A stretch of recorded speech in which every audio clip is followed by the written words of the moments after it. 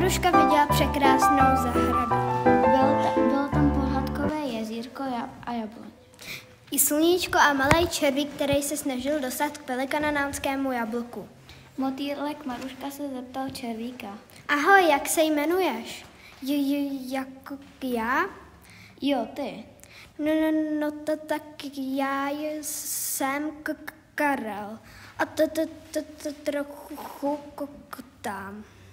To nevadí, budeme kamarádi. A jak se jmenuješ ty? Já Maruška. Chceš pomoct?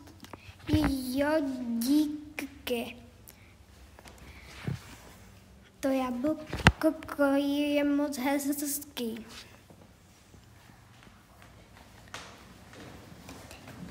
Nemáš vůbec zač.